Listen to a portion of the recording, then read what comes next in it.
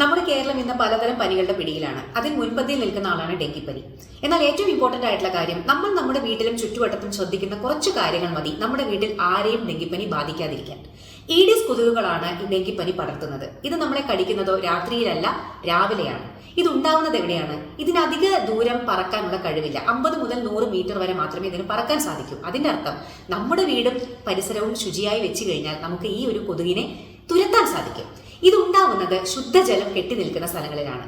നമ്മുടെ വീട്ടിലെ ഫ്രിഡ്ജിന്റെ പിന്നിലുള്ള ആ ഒരു ട്രേയിലെ വെള്ളം മുതൽ ഇത് പെറ്റുപെരുകാനുള്ള കാരണങ്ങളാണ്. നമ്മുടെ സൺഷെയ്ഡിലുള്ള വെള്ളം, നമ്മുടെ പറമ്പിലൊക്കെ നമ്മൾ അശ്രദ്ധമായിട്ട് വലിച്ചെറിയുന്ന പല സംഗതികൾ, ചിരട്ട, ടയറ്, പല പ്ലാസ്റ്റിക് പാത്രങ്ങൾ, അങ്ങനെയുള്ള പല സംഗതികളിലും കെട്ടി നിൽക്കുന്ന ശുദ്ധജലം. കാരണം ഇപ്പം മഴക്കാലമാണ്, ശുദ്ധജലമാണ് വരുന്നത്. അത് കെട്ടി നിൽക്കാനുള്ള സാധ്യത വളരെ കൂടുതലാണ്.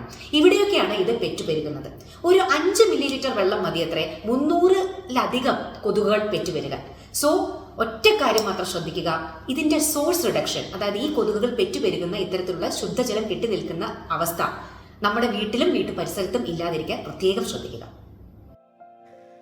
അപ്പോൾ കൊതുകുകളിൽ പരത്തുന്നതാണ്. അപ്പോൾ അതിൽ എന്താണ് കൊതുക് നിർമ്മാർജ്ജനം എന്നോ തൊട്ട് പറയുന്നുള്ളത്, അത് പ്രത്യേകം ശ്രദ്ധിക്കുക. ഡെങ്കിപ്പനി പലയിടങ്ങളിലായി പടർന്നു പിടിക്കുന്നുണ്ട്. അതിൽ ശ്രദ്ധിക്കേണ്ട കാര്യങ്ങളാണ് ഇപ്പോൾ ഡോക്ടർ സൗമ്യ സരിൻ പറഞ്ഞത്.